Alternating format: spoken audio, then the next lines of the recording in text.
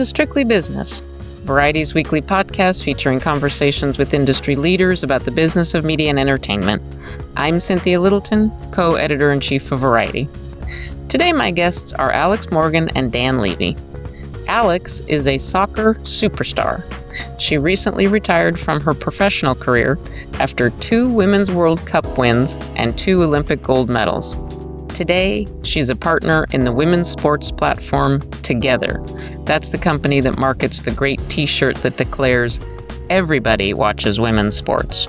Alex also recently became a part owner of the San Diego Wave, the team that she previously played for. Dan is her business partner, who works for the big LA-based sports agency Wasserman, and he works for the unit known as the Collective that is focused on advancing women's sports. The 3 of us sat down on July 17th at Variety's annual Sports and Entertainment Breakfast event held in West Hollywood.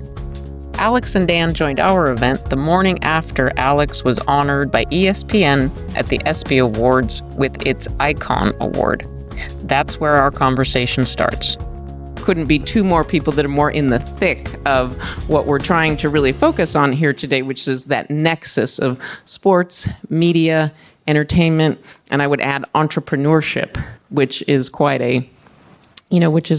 just such a boom right now. We're really going to talk about that. But let's start with last night. It was a big moment. Sports royalty was at the Dolby Theater. Alex, what was that moment for you like, having receiving the Icon Award with Diana Taurasi, an incredible, fierce WNBA player who just recently retired, as you did recently from soccer? Yeah, she had an incredible, really long, extravagant career. Lots of gold medals, WNBA championship, MVPs. So it was great to share the stage with her.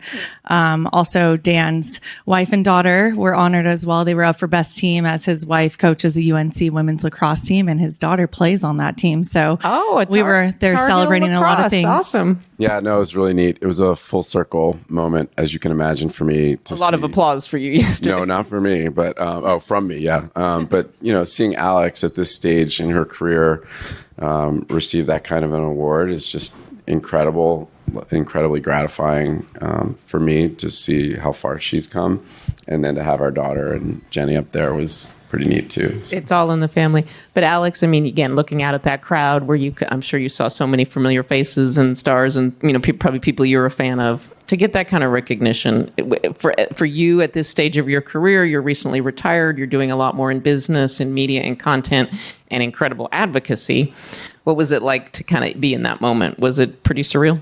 Yeah, it was really incredible. I look back to 10 years ago when Abby Wambach stood on that stage with Peyton Manning and Kobe Bryant and received that Icon Award. And I just looked up to her for so many years. So to one see of your teammates on Team USA. Yeah, for 10 years. Or however many years. So to see her receive that award and see everyone just applaud her and recognize her in the way that I did, and then be in that position 10 years later, it was a little bit of a surreal moment, but it was incredible and brought a lot of my family along with me, so they got to enjoy the night as well. That's fantastic. Well, let's talk. Where do we start? Let's talk about, you are one of 4 co-founders of a company called Togethxr, the people that make this fine t-shirt. And I will say too, it's a very good t-shirt. It's very well made. Good quality. There you go. Good quality t-shirt. And you probably get lots of compliments too.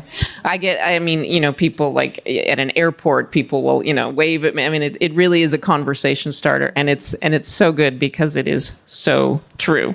But you are one of 4 co-founders of Togethxr. Alex Morgan, Chloe Kim, who is also an alumni of the Sports and Entertainment Breakfast, snowboarding champ, Simone Manuel, and Sue Bird. Again, names that don't need much introduction to sports fans. Togethxr, it's an interesting company because you're doing a lot of different things, but front and center is representation in women's sports at all levels. And I love you have there's a slogan on the website that says, "Legacy isn't just about wins and losses." Can you talk about the ethos and really what you're trying to do and how you're going to measure success over time? Yeah, absolutely. Actually, this was an idea that myself and Dan came to the table to talk about many years ago, and eventually came into us launching the business in 2021. We really wanted to create a community for female athletes, fans, people around the women's sports, just atmosphere, and a real safe space and great community for people to come together and support women in sport. And so we've been able to do that over the last 4 years, but it was really started as an idea, eight or 9 years ago. Can you give me for instance, I'd love to talk to Dan about setting that up in the business. Can you give me an example of something really concrete that you're doing for women's sports? Is it supporting young athletes? Yeah, so we work with brands to activate in the women's sports space. We also do a lot of studio work in either partnership with other media brands or production companies, we just actually signed a deal with Dear Media to ramp up our podcast category. So we're doing, and then we are a space where we are trusted by female athletes and brands within the female athletes, within the women's sports space, because it is a company built by female athletes and for female athletes. And we want the voice coming from the female athlete, completely unfiltered, and because of that, women come to us when they want to highlight their retirement game. Brianna Stewart and her wife, we were able to shoot the birth of their child, in the hospital room. So it's a lot of female athletes coming to us and wanting to highlight stories. And there are so many incredible stories that go unrecognized and unheard and unread in the female sports space that Togethxr is focusing on now. Interesting. 2021 is, 2 years before the kind of catalyst moment that has activated a lot of what has come in the last couple of years, which of course the NCAA women's, Caitlin Clark, really, getting out there and just putting up points like people couldn't believe. Dan, what did you learn in setting this company up, again, well before this sort of current wave? What did you learn about the market for women's sports and where the opportunity was by helping them put this really interesting, multifaceted company together? Yeah, well, we've been in women's sports for 2 decades plus. So I started my career with Mia Hamm, so I go way back.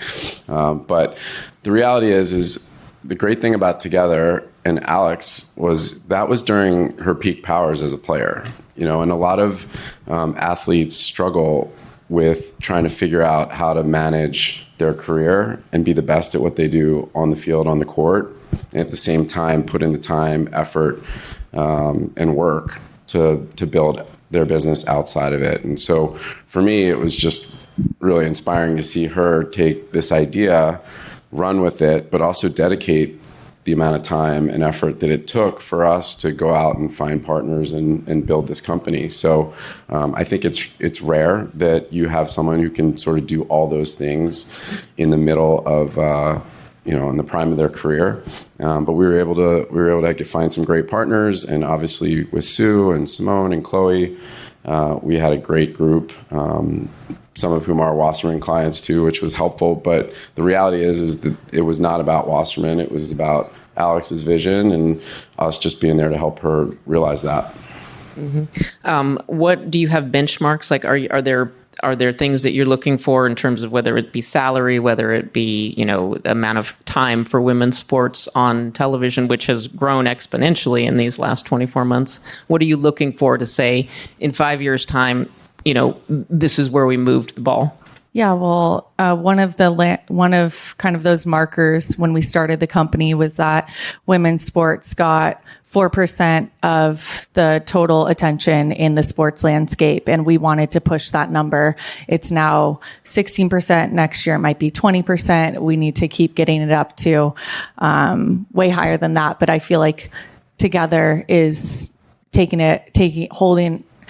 taking accountability and making sure that that number continues to grow. So that's one of the biggest markers for us. But just looking back, I wanted to also note about our vision for Togethxr initially was, Dan has been in the women's sports space for over 2 decades, like he said. So there was no better way to build a business than with him in women's sports. He was advocating and representing female athletes before it was cool to represent female athletes, before women's sports was cool, before it was a big business. So now seeing where we are now with Togethxr, seeing the fact that Togethxr is profitable is a great moment for us in the growth of this company. What would you say, because I know you're producing content, you produced the docuseries Surf Girls with Hello Sunshine. What is your driver? What is driving the profitability? Profitability after 4 years, that's pretty impressive. Yeah, I think, well, first of all, I think the main driver is the community. You know, when you have a community that realizes you show up every day and it's real and the authenticity is there, I think that's what you build off of. We caught fire with Everyone Watches Women's Sports, which meant so many things, yet it was such a simple message.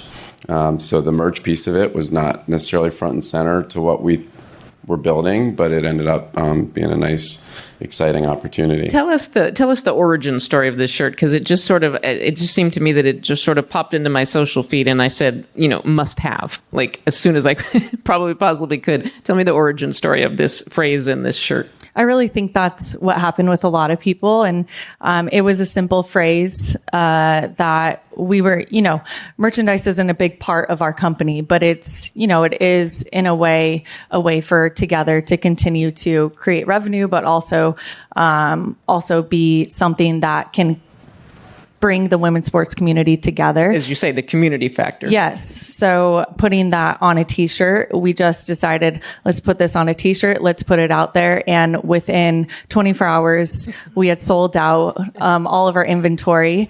We didn't want to sit on any inventory, so we didn't go big with that initially. We had to keep ordering. We had a hoodie then, and eventually Nike came knocking, as they were a long-term partner of ours since the launch of Togethxr. And now Nike and Togethxr are working together with the Everyone Watches Women's Sports t-shirt, and they are getting out there globally. So now I believe if anyone wants to go online and purchase one, it is available. Well, that's a pretty good marketing partner in Nike. Dan, tell us, drill down in terms of, and I don't want to overstate that everything changed in 2023, but it was a moment, and it did catalyze a lot of discussion, and it came on a lot of discussion of parity and gender equity from the incredible work that you and Diana and others have done. So what's changed in, let's call it, the last 5 years, 10 years for women's sports? More dollars? Have brands recognized that there is just so much potential here versus the, extremely high-priced, compared or in addition to the extremely high-priced sports that are, established on television? What's really changed? Yeah, I think, we've always known that there was an audience there because we'd have these tentpole moments for years that would capture, especially in the United States, but even globally, sort of the hearts and minds of sports fans, but also society at large. World Cup, we all remember. Absolutely. I mean, Brandy and Mia and Jules and those guys in '99, and then Alex's group, Equal Pay, and we're winning it prior to that had taken so long. So, but it was every 4 years. There's an Olympics every 4 years. It wasn't like day in and day out. And so the leagues went through their struggle, whether it was basketball or soccer or others. And so we knew that audience was there if we could tell the stories. And quite frankly, people needed to start to invest in it, just like they did on the men's side for years and lost lots of money along the way. So, it takes special people, quite frankly, athletes like Alex, like Abby or Mia. And, Caitlin came along and was as extraordinary. And that run to 2 straight national championship games alongside like some fun rivalries with like an Angel and other people, like it just captured people's attention and brands also started to realize like it's good business. And we have at the Collective, we do a lot of research and analytics and start to like explore what the women's sports fan and consumer actually looks like. And there's a lot of buying power there. And I think people just started to wake up when they really dug into the numbers, that it was going to move the needle for them as companies. And I also think, and Alex was a part of this, 2011 World Cup, but that was like social media, Twitter, Insta after that. Like that was a big part of the growth of women's sports because fans didn't need the networks to show up every day, reminding them that there was women's sports. Like they could follow their heroes every day on social. And people could see writ large that there were enormous communities. And especially because so many women had to leave the U.S., there are actually, to play in overseas leagues, there's actually an international audience for a lot of women's sports. And I know it's been one big thing has been that,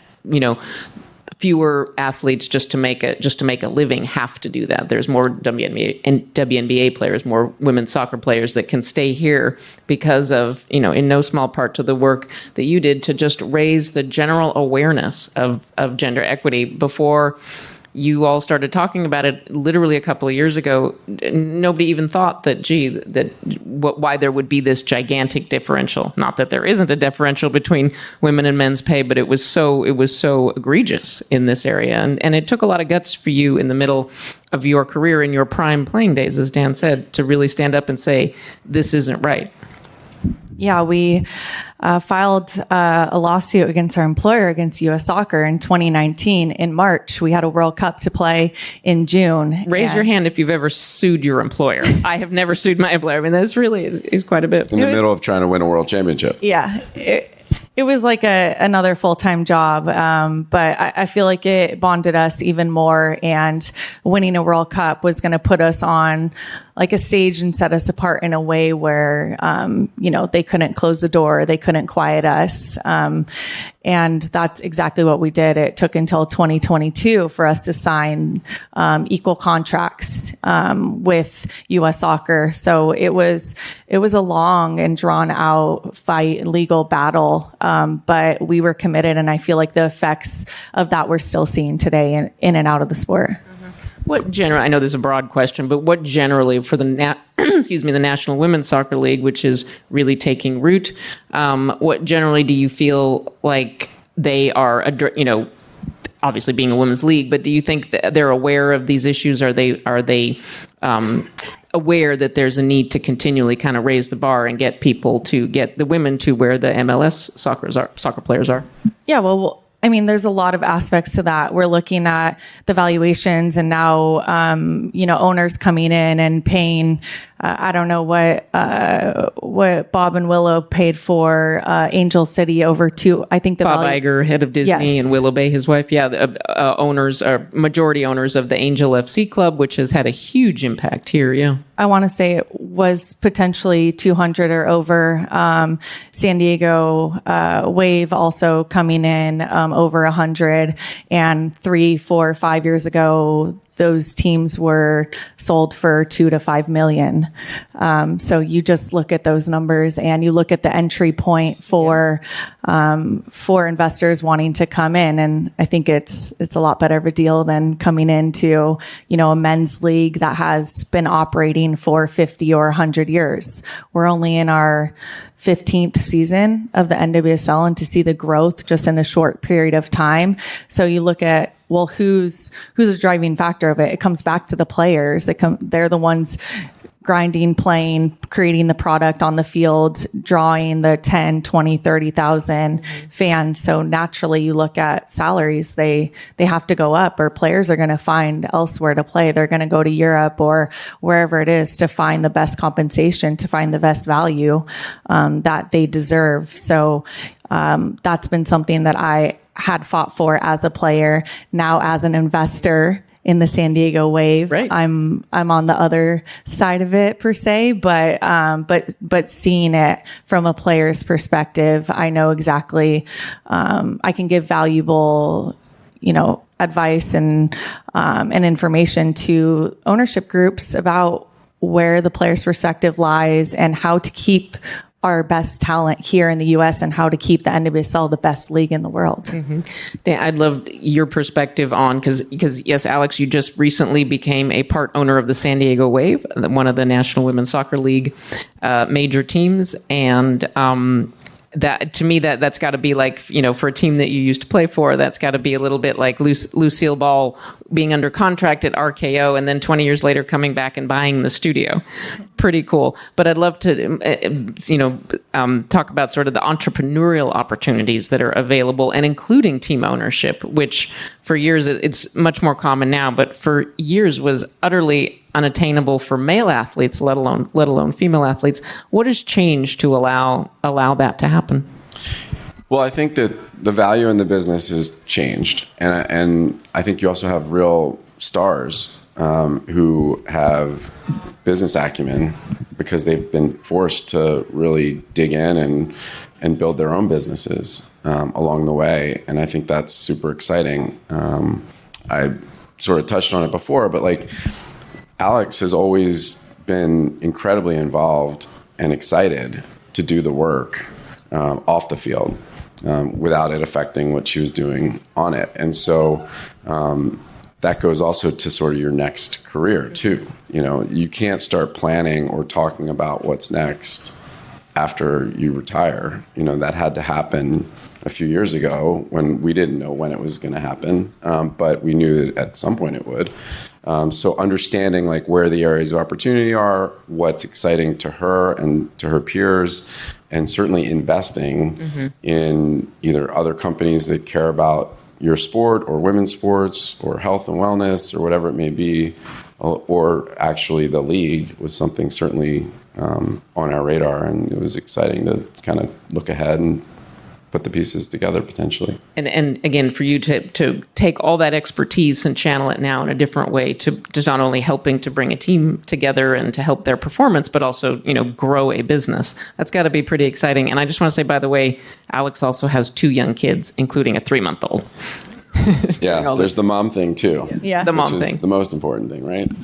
Yes, absolutely. Got two nights away from the kids, so I'm well rested. The ESPYs break.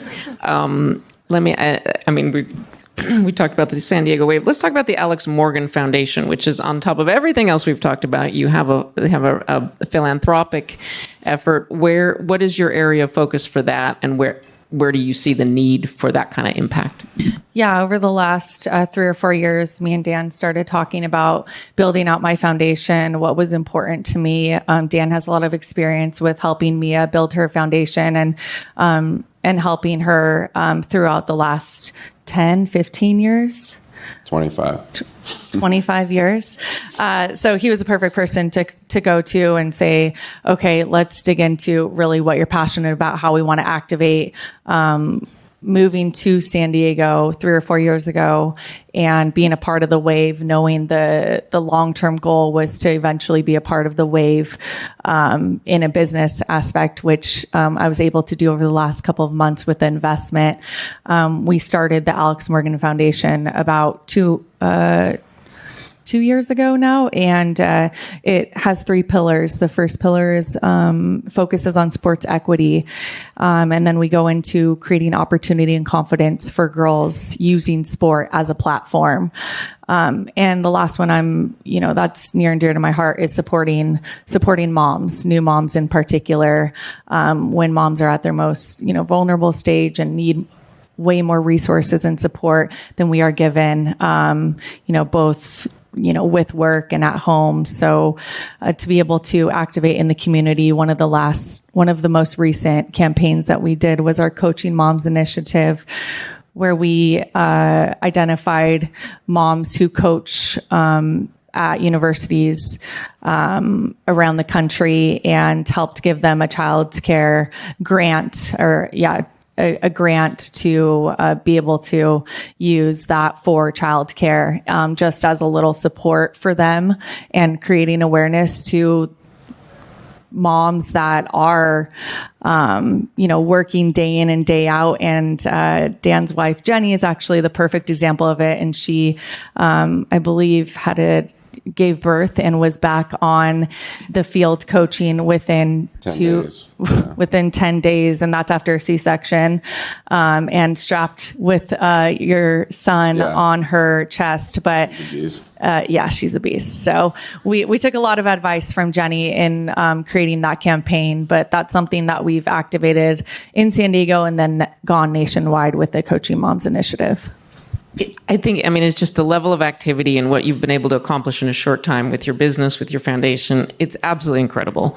Really, really thank you. As a sports fan, I thank you for your work. As a woman, I thank you for your work. And I really also thank you for taking the time for this conversation.